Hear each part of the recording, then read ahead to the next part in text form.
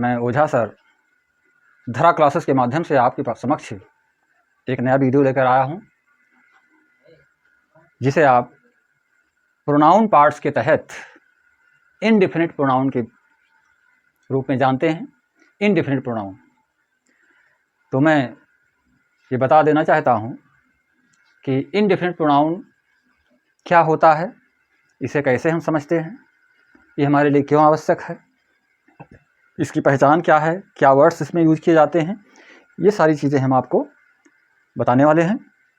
तो सबसे पहले आप ये समझें कि इनडेफिनिट प्रोनाउन क्या होता है।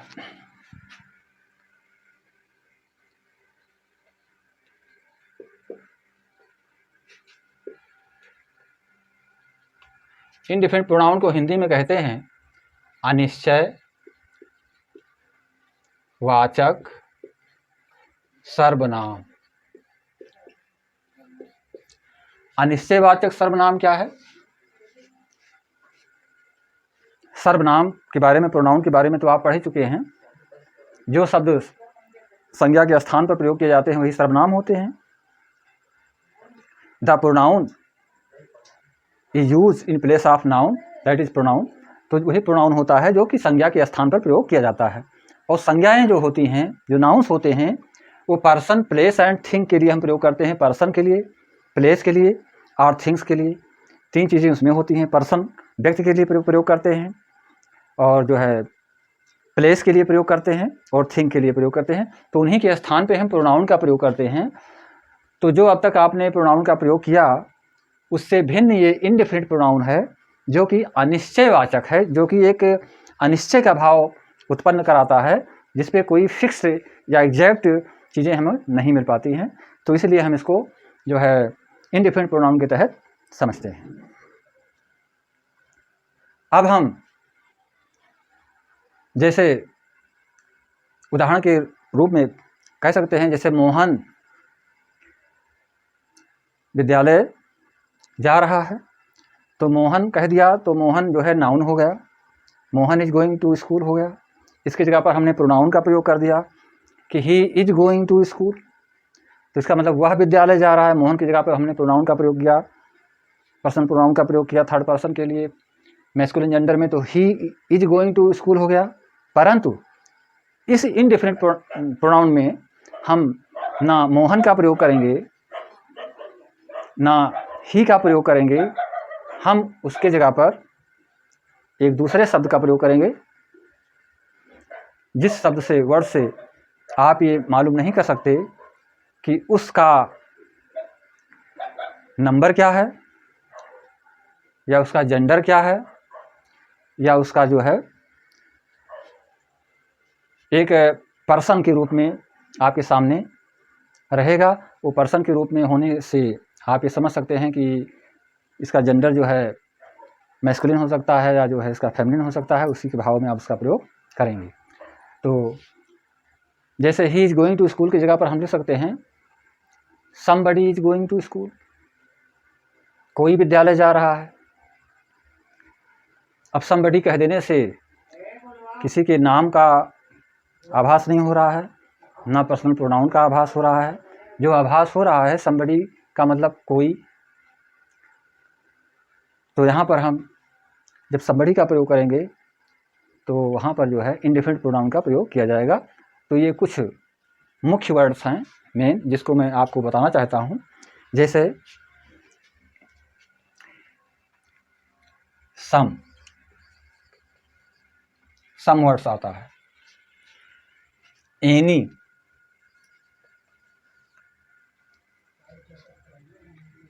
सम का यूज कर सकते हैं, एनी का यूज कर सकते हैं, एवरी, और इसके बाद नो। ये 4 वर्ड्स आपके मुख्य रूप से हैं इंडेफिनिट प्रोनाउन के तहत, सम, एनी, एवरी एंड नो। अब हम अलग अलग तरीके से इसको समझते हैं। जैसे सम का मतलब कुछ के लिए प्रयोग करते हैं, ये व्यक्ति के लिए भी होता है, वस्तु के लिए भी होता है। एनी का मतलब कोई, किसी के लिए प्रयोग करते हैं, एनी के लिए। एवरी का मतलब हर एक के लिए प्रयोग किया जाता है, एवरीवन, एवरीबडी। इस तरह से नो का मतलब नेगेटिव में नहीं के लिए प्रयोग करते हैं। तो इसके लिए हम एक विशेष तौर से हम इसमें यदि बड़ी शब्द को जोड़ दिया जाए, प्लस कर दिया जाए इसमें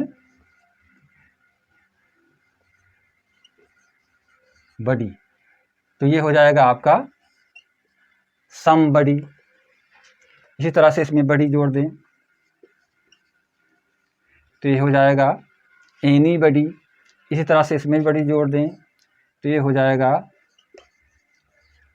एवरीबडी। इसी तरह से इसमें बड़ी जोड़ दें तो ये हो जाएगा नोबडी।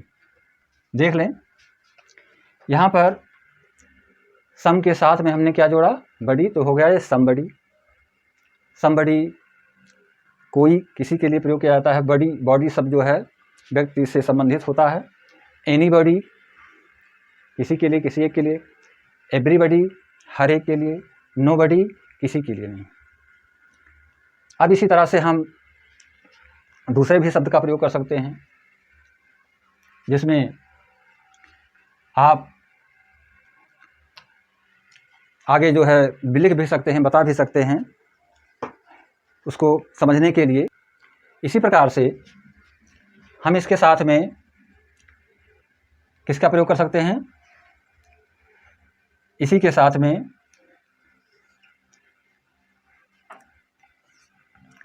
सम के साथ में हम किसका प्रयोग कर सकते हैं, वन का प्रयोग कर सकते हैं।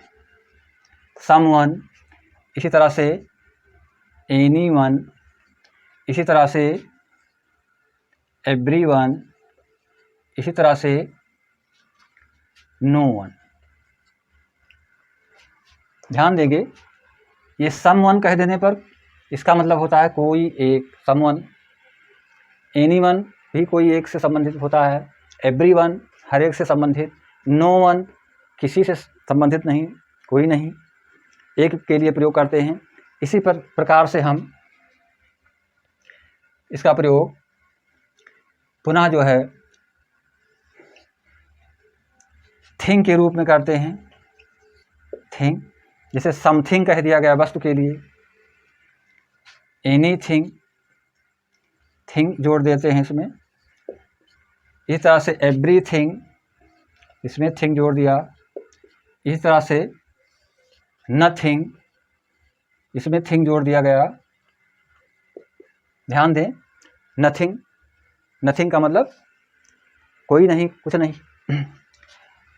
तो समबडी, समवन, समथिंग, ये तीन चीज़ें हुई। फर्स्ट यानी कि ए, बी एंड सी। ध्यान दें, A, B and C. Somebody, someone and something.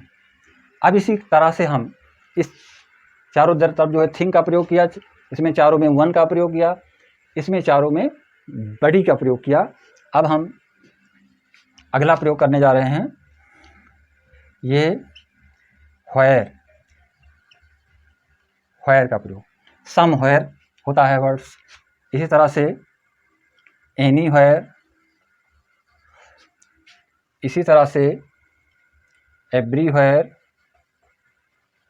और इसी प्रकार से ये यहाँ भी व्हेयर का प्रयोग होता है। तो ये डी। ध्यान देंगे, सम बडी, इसमें जोड़ दिया जाए तो हो जाएगा समबडी। ये हम सब प्लस कर देंगे, प्लस के रूप में रहेंगे ये सारे। तो सम के साथ में हम व्हेयर जोड़ देंगे तो सम व्हेयर हो गया। सम के साथ में हमने बडी जोड़ दिया तो सम बडी हो गया। सम के साथ में वन जोड़ दिया तो सम वन हो गया। सम के साथ में व्हेयर जोड़ दिया तो सम व्हेयर हो गया। इसी तरह से एनी के साथ में हमने बडी जोड़ दिया तो एनी बडी हो गया। एनी के साथ में वन जोड़ दिया, एनी वन हो गया। एनी के साथ में थिंग जोड़ दिया, एनी थिंग हो गया। एनी के साथ व्हेयर जोड़ दिया तो एनी व्हेयर हो गया। इसी प्रकार एवरी के साथ में बड़ी जोड़ दिया तो एवरीबडी हो जाता है, और एवरी के साथ में वन जोड़ दिया तो एवरी वन हो जाएगा। एवरी के साथ थिंग जोड़ दिया जाता है तो एवरीथिंग हो जाता है, और एवरी के साथ वेयर जोड़ दिया जाता है तो एवरीवेयर हो जाएगा। इसी प्रकार से nobody, no one, no thing, nothing, nowhere. तो ये जो आपके वर्ड्स बने, ये 4 वर्ड्स हैं, और 4 बन करके ये 16 वर्ड्स बन जाते हैं। इनका प्रयोग हम इंडिफिनिट प्रोनाउन के रूप में करते हैं। अब हम आपको इसके प्रयोग के विषय में बताना चाहता हूँ। इसका प्रयोग आप ये समझ लें कि ये जो ए नंबर है, इसका प्रयोग जो है प्रोनाउन के तहत थर्ड पर्सन के रूप में किया जाता है। ए का प्रयोग हम किसके रूप में करते हैं? थर्ड पर्सन के रूप में करते हैं। थर्ड पर्सन के रूप में हम किसका प्रयोग करते हैं प्रोनाउन में? पर्सनल प्रोनाउन में ही का प्रयोग करते हैं, सी का प्रयोग करते हैं। तो अगर हम ही सी का प्रयोग करने जा रहे हैं तो उस जगह पर हम समबडी का प्रयोग अनिश्चय रूप में करते हैं। जैसे मैं आपको बता देना चाहता हूँ, समझा देना चाहता हूँ कि ही इज कमिंग हियर, वो यहाँ आ रहा है, तो उसके जगह पर हम ही के जगह पर इसका प्रयोग कर सकते हैं। समबडी इज कमिंग हियर, अर्थात कोई यहाँ आ रहा है। अब समबडी से क्लैरिफाई हो जाता है कि that person is coming is unknown person, वो एक अज्ञात व्यक्ति है जिसके बारे में हम समबडी का प्रयोग किए हैं। इससे किसी व्यक्ति के नाम या किसी व्यक्ति के जेंडर का आभास नहीं होता है। समबडी इज कमिंग कह देने पर आपको ये मालूम होगा कि वो लड़का भी हो सकता है और लड़की भी हो सकती है, दोनों की स्थितियाँ बन जाती हैं, तो वहाँ पर हम समबडी का प्रयोग करते हैं। इसी प्रकार से एनीबडी, कोई, तो एनीबडी। अच्छा, दूसरी बात यह है कि समबडी का प्रयोग जो है हम एक अनिश्चय, पूर्ण रूप से अनिश्चय के भाव में कर रहे हैं कि उस व्यक्ति को हम, मतलब जो हमारे ग्रुप से संबंधित है लेकिन हम जानते नहीं कि वही आ रहा है, तो उस स्थिति में हम समबडी का प्रयोग करते हैं। परंतु जो है एनीबडी का प्रयोग जब करेंगे तो इसमें हमको ये पता नहीं होगा कि वह व्यक्ति हमारे ग्रुप का है, हमसे संबंधित है, या एक वास्तव में थर्ड है। तो यहाँ पर ये देखेंगे कि एनीबडी का जब प्रयोग करेंगे कि एनीबडी इज कमिंग, कोई आ रहा है, that person is not in my relatives, totally unknown person, तो उसके लिए हम एनीबडी का प्रयोग करेंगे। तो समबडी, एनीबडी, एवरीबडी, एवरीबडी का प्रयोग हम करते हैं हर एक के लिए, सबों के लिए एवरीबडी का प्रयोग करते हैं कि everybody is coming on the occasion of his birthday, यानी उसके जन्मदिन के अवसर पर सभी लोग आ रहे हैं, तो एवरीबडी इज कमिंग यहाँ पर हम एवरीबडी का प्रयोग करते हैं। तो नो बडी, कोई नहीं आया, nobody is coming on the occasion of his birthday, यानी उसके जन्मदिन के अवसर पर कोई नहीं आया, तो वहाँ पे हम नो बडी का प्रयोग करते हैं। तो ये जो ए नंबर है आपका, ये किसके लिए प्रयोग किया जाता है? थर्ड पर्सन के रूप में इसका प्रयोग करते हैं।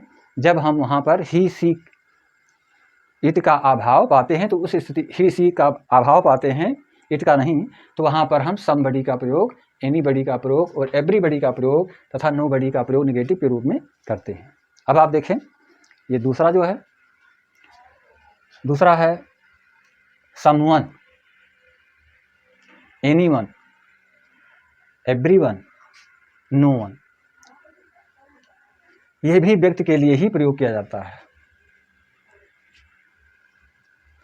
यानी समवन का मतलब कोई एक व्यक्ति, समवन इज हिज फ्रेंड, तो यहाँ पर जो है समवन का प्रयोग कर सकते हैं, एनीवन का प्रयोग कर सकते हैं किसी एक के लिए, एवरीवन का, एवरीवन इज कमिंग हियर, हर कोई यहाँ आ रहा है, no one is coming here, कोई यहाँ नहीं आ रहा, नो इज कमिंग हियर, यहाँ पर कोई नहीं आ रहा है, तो हम यहाँ पर जो है नो वन का प्रयोग कर देते हैं। ये भी आपका जो है व्यक्ति के लिए ही संकेत कर रहा है। और इसी प्रकार से थिंग, जैसा कि आपने नाउन का डिफिनेशन पढ़ा होगा, पर्सन, प्लेस और थिंग्स, तो ये पर्सन के लिए हो गया और ये आपके थिंग के लिए, वस्तु के लिए। तो समथिंग, समथिंग का प्रयोग करते हैं। सम का मतलब कुछ और थिंग का मतलब वस्तुएं। तो समथिंग, समथिंग का मतलब कुछ, समथिंग इज रॉन्ग कह देते हैं, कुछ गलत है। तो ऐसी स्थिति में हम समथिंग, सम के साथ थिंग जोड़ करके समथिंग को लिख देते हैं। एनीथिंग,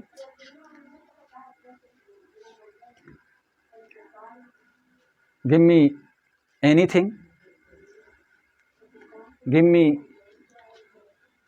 एनीथिंग का प्रयोग करते हैं वहाँ पे। एनीथिंग का, एनीथिंग माने कोई चीज़ें, कुछ चीज़ें नहीं। एवरीथिंग का मतलब हर एक चीज़ों के लिए प्रयोग करते हैं। Everything is present at my home, तो वहाँ पर हम एवरीथिंग का प्रयोग करते हैं। और नथिंग, नथिंग का मतलब कुछ नहीं।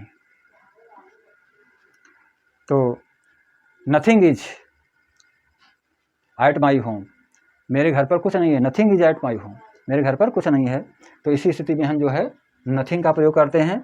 और प्लेस के लिए हम, जैसे person, place and thing, place के लिए, स्थान के लिए हम इस डी नंबर इंडेफिनिट प्रोनाउन का प्रयोग करते हैं। जैसे somewhere, somewhere, anywhere, everywhere, nowhere. अब somewhere,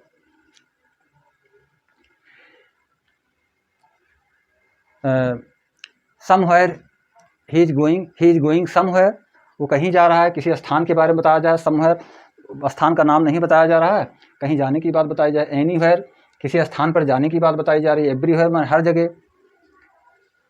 everywhere he is searching, हर जगह पर उसने तलाश किया, तो एवरीवेयर का प्रयोग करते हैं। नोवेयर, कहीं नहीं,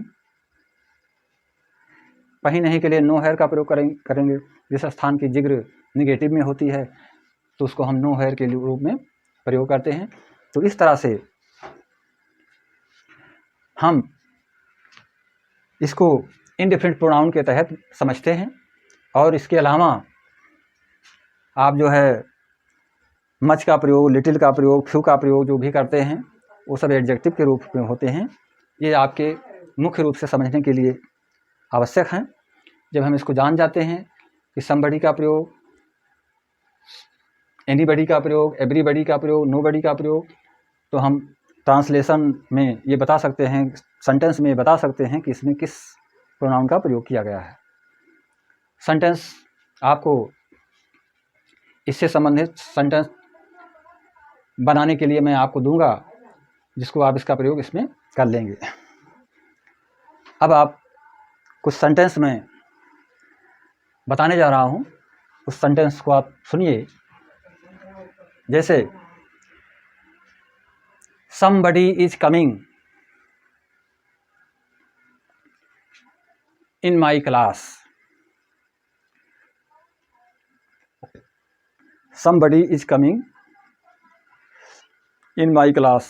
तो यहाँ पर आप देख रहे हैं कि अज्ञात रूप से हम उसका प्रयोग somebody के रूप में किए, जिसके बारे में हमको जानकारी है कि हमारे क्लास का ही है। तो कोई छात्र है, लेकिन छात्र ही है, तो वहाँ पर प्रयोग है anybody is coming in my class कह देंगे। तो एनीबडी इज कमिंग, तो वहाँ पर जो है वो उस क्लास से हट कर के छात्र है, जिसके लिए हम किसका प्रयोग करते हैं? एनीबडी का प्रयोग करते हैं।